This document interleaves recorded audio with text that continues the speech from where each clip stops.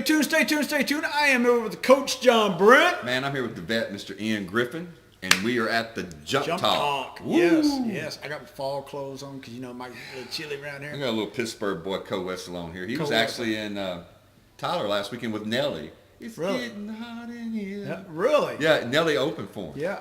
I started to put that in one of my books, and I had to take that line out because you're not allowed to put lyrics in a book. And I'm like, it was one lyric. Everybody knows what that's I was like, about. what the flip-flop? So, Coach, you know, when we were kids, my mom would tell me something. She said, I'll hold your ass accountable. And I believed it. I really did, because she would beat my butt all the way down the street and back if she had the opportunity to. And now we hear some things going on, and Mr. Number 46, I will hold them accountable. And what's crazy is the whole world don't believe a damn bit of it.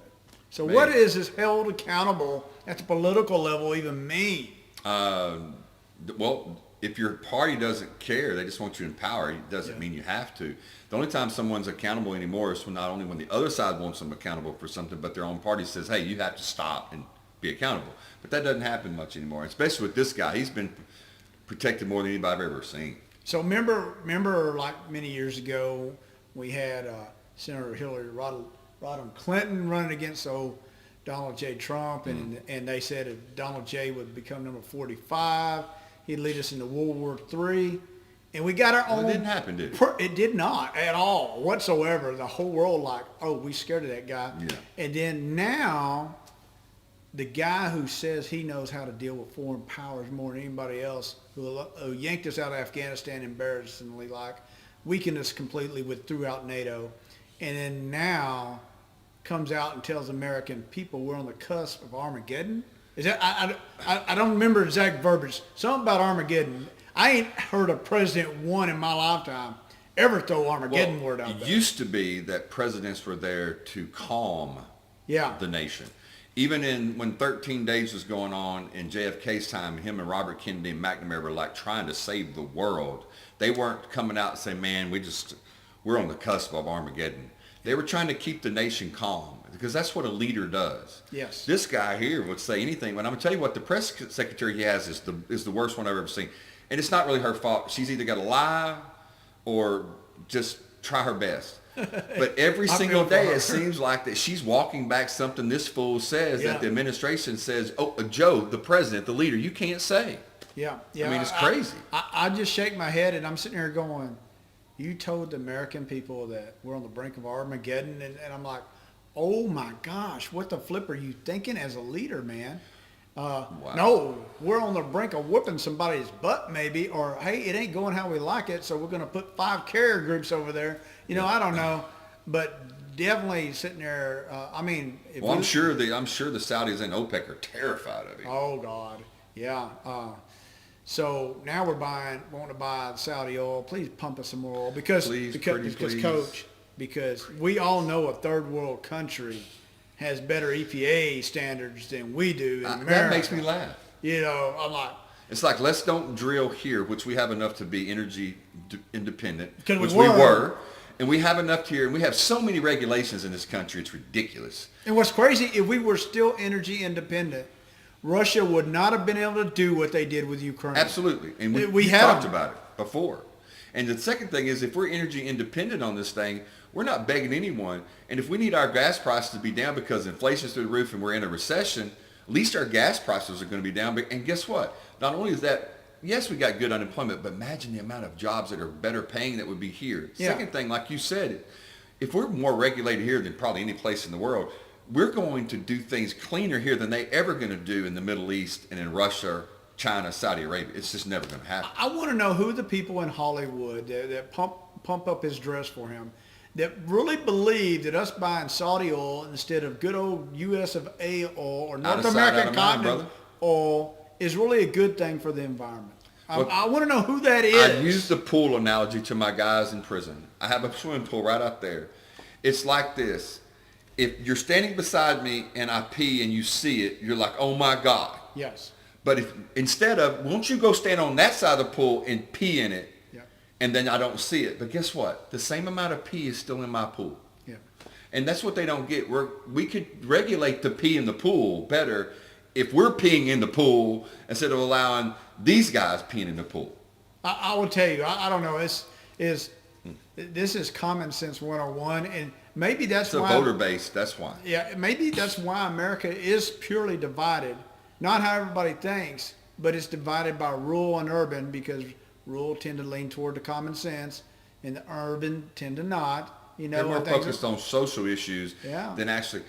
We have an election coming up, and one side is focused on the inflation, price of goods, groceries, and gas. That's the conservative party. The other one is talking about social issues and abortion in a recession and an inflation at 9% almost. So this is a question I got. Is there consequences now only because we're getting close to voting season? Or were the consequences going to be before, when he let the whole snafu go out in Europe and didn't do a damn thing about it as a good leader would have? Do you really think Ronald Reagan wouldn't have marched his butt over there and take charge of that whole situation, at least from the NATO standpoint? I'll tell you this much. You would at least know there was a leader there. You at least know that you That's heard what I'm saying. leadership. And there would be some calmness in the country, but there would also be some confidence in the world to go, you know what, no matter what goes on, these guys are still in control. Yeah. We're in control of absolutely nothing right now. We're pretty pleasing the world right now. But hey, there'll be consequences that make worry me. If there's not consequences on Tuesday in November from the voters, then we want this crap. We want to live this way. Yeah, it's sad, but at the end of the day, all this is kind of on one man's shoulders, because he's the leader. The unifier in chief. The guy who knows how to handle foreign policy. Most people that are on the left right now don't care what happens to the country, don't care what happens to the gas prices or the food prices, just so Donald J. Trump is not in office and the next president is not a conservative. Yeah. That's all they care about. They don't care. That's it. They don't. It is what I've often said, is for some people, it's never been about the country. It's always been about the party. Mm-hmm. And think about that. I ask anybody to please take a step back and think about that. Is where in our nation's history did we say, I want to swear my allegiance to a party instead of the nation? Where in our nation's history did we say we want to swear our allegiance to a party instead of our state? Where in our nation's history did we ever say that we want to swear our allegiance to a party instead of our family? I mean, this is absurd. I never thought in a million years, studying history and this country, almost 250 years of democracy, but we're in a country that was all about traditional values and family and neighborhoods and people, getting ready for retirement, living in the suburbs and having this great, investment in America, that now that's all dirty words and nobody wants it. I want to throw this out here, and I apologize, Coach. I didn't let you know this, so I'm blindsiding the coach. But, old Tulsi Gabbard stepped away from the party. She didn't say which party she's going to. I like her. I've always liked her. And she didn't say all that. I've never seen her angry. Never. She has served our country as a service member. She has a level head on her shoulders. Just the party doesn't like it when she goes, hey, you're freaking acting like fools. And then finally she had enough of it and walked away. Yeah, and I listened to her on Rogan. Rogan, she just did, I don't know if you've seen it yet. It's about an hour and 40 minutes of her on Rogan. It's pretty good. But one of the things that I have noticed with another one that I listened to her as, she has not pledged an allegiance to the Republican Party.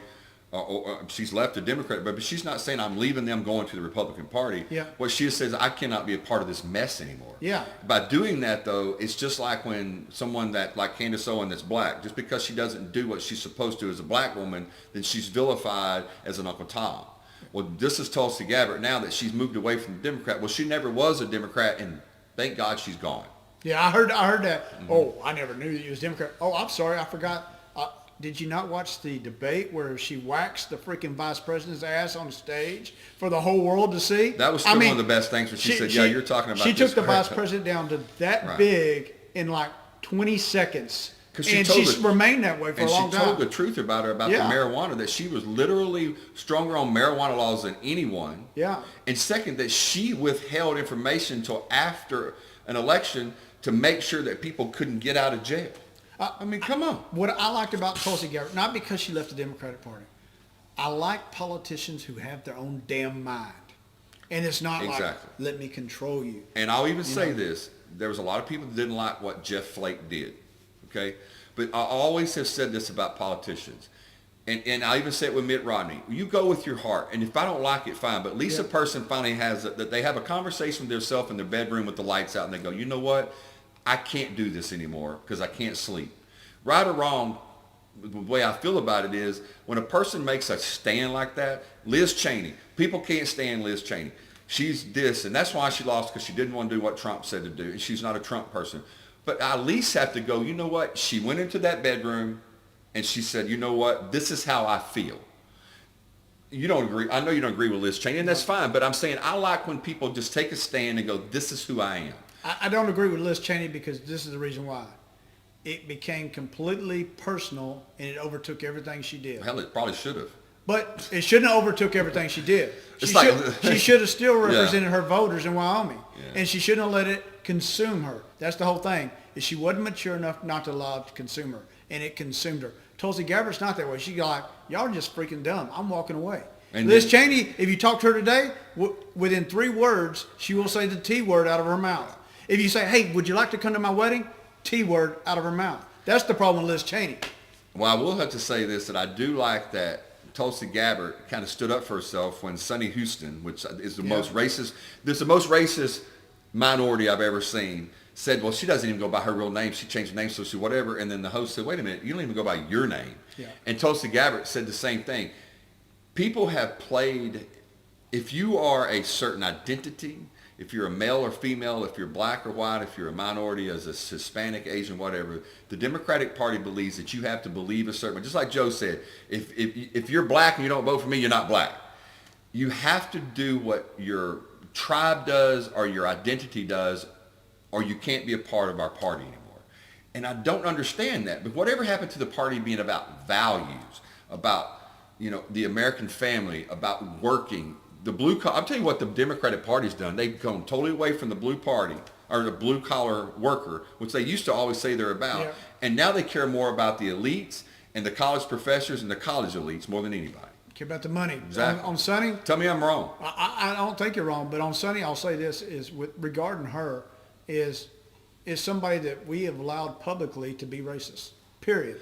We've condoned it, we supported her, and we allowed it to continue on. Anybody else, we'd have been like, you don't have a job. When we've allowed her to verbally dispute. Yeah, she just told Anna Navarro recently. Yeah. Anna Navarro is Hispanic. That's really been really hard on Donald Trump and the Trumpsters. But she's still a conservative. She says, I'm still a Republican, I'm conservative. She says, and Sonny said something to her recently, I don't know how anyone, especially a minority, can be a conservative. So you just can't. So they're going to shame you because you have a belief system of ideas. Yeah. I refuse to do it anyway. I don't care. Brother, we're going to believe what we believe. Yeah, I'll say this. And regarding the T word, Trump, it's been 2 years. Yeah. Our country moves on. Well, DeSantis 2024? Yeah. Yeah. That's what I'm hoping. DeSantis. There's a bunch of them that can be named. So recently we made a prediction about the Cowboy game, and I gave 2 predictions. One, if this person played, one that. So I'll say this, like I've said before, if Trump runs, Biden's president. DeSantis runs, DeSantis is president. I think if Trump runs, it will be so close, and it'll be disputed either way, and most likely he won't be president.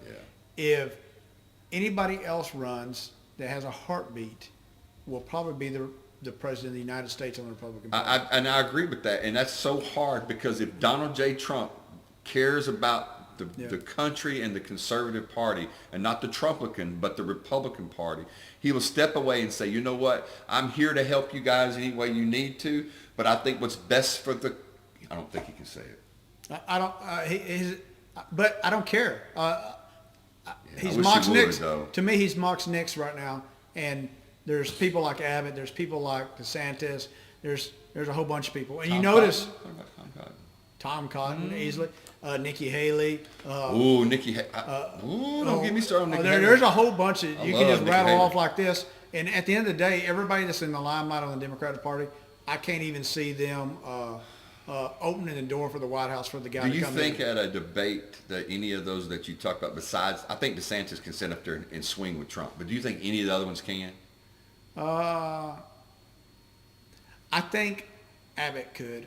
I think Cotton could, because Cotton has not been afraid to stick his finger in people's eyes.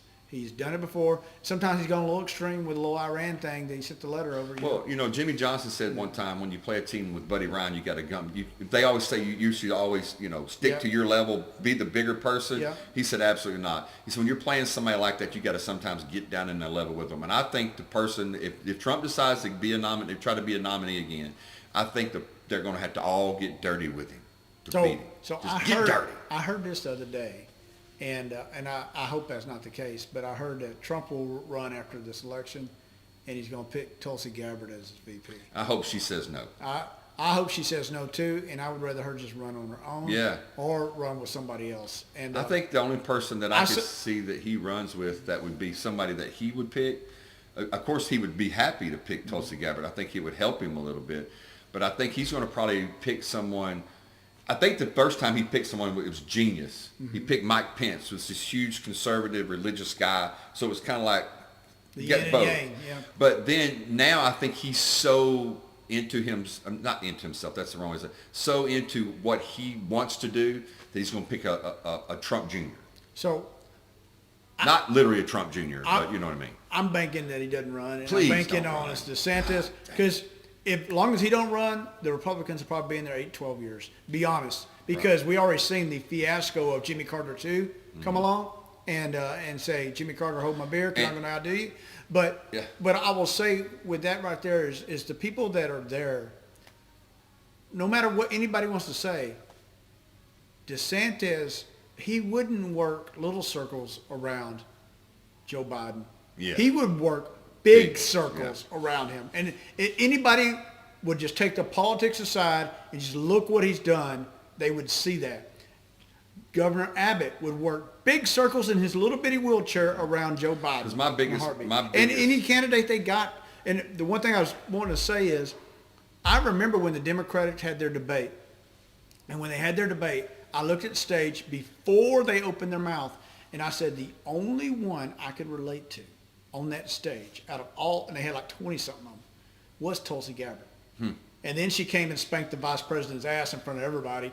I mean, whooped her like a mom would at a school after she got in trouble at school, and it got known across town. I mean, she slapped her over the knee and spanked the bejesus out of her. But my biggest fear is because Joe Biden said, if you make me the nominee, I'm going to pick a minority female, that he cannot say, I don't want her to run a second time, because he's going to lose votes. He's going to be called names. So he's going to have to keep her. My biggest fear is he's 80 years old, 82, I think, by the time he would swear in again. Is that what it is? Yeah, but I've heard this. But if he dies and that woman becomes president, dude.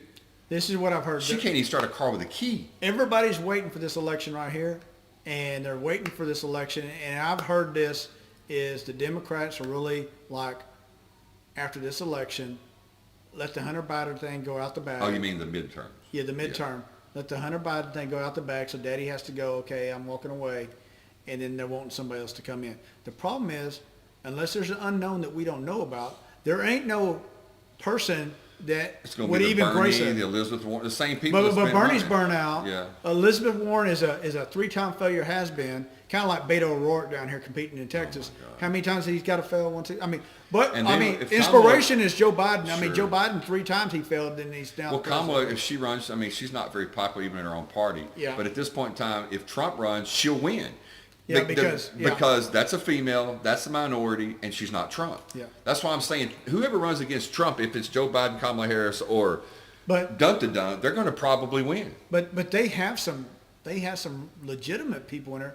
That the young lady, Sandberg, whatever her name is, up in New York, that has a decent mind, that told their party, quit talking about freaking policing up the police, and or the girl out of Arizona, she's a free thinker, she's not a puppet to Nancy, so. All right. So anyway, it'll be interesting. We'll see. Yes, sir. We're about to see what's going to happen here in a few weeks. It's going to be very interesting, because that's going to determine, the midterm's going to determine what happens in 2 years. Well, real quick, will we need to pass out handkerchiefs like they had to at the Hillary Clinton thing or not? That's the question. I don't know. I'm still at this point, like we said a year and a half ago, a year ago, I thought the Republicans would just kick butt. Now I'm just hoping that we pick up the House, which I think we will, and I just hope there's some way we can get the Senate. I think we'll pick up the House easily. I think we'll pick up the Senate by 1. Well, that would be great. I'd like to put Kamala down and tell her to shut up. So with that there, tell us what you think, and we're going to get out of here. So stay tuned, stay tuned, stay tuned.